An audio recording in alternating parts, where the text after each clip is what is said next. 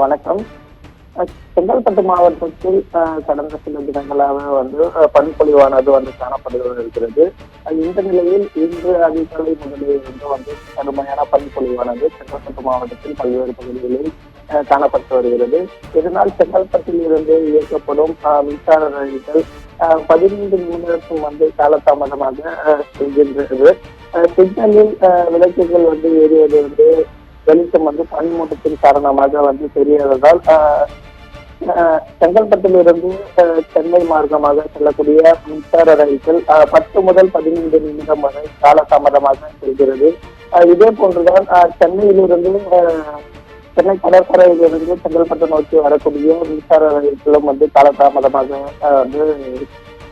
வருகிறது. இதனால் குறிப்பாக பனிமூட்டம் அதிகமாக காணப்படுவதால் தென் மாவட்டங்களில் இருந்து சென்னை நோக்கி வரக்கூடிய ரயில்கள் சிக்னல் தெரியாததால் 10 முதல் 15 நிமிடம் வரை காலதாமதமாக செயல்படுகிறது.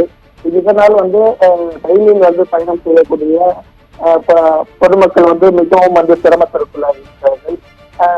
ரயில் 10 முதல் 15 நிமிடம் வரை காலதாமதமாக செயல்படுவதால் குறித்த நேரத்திற்கு வேலைக்கு செல்லக்கூடிய பொதுமக்கள் செல்ல முடியாத ஒரு சூழலானது ஏற்பட்டிருக்கிறது.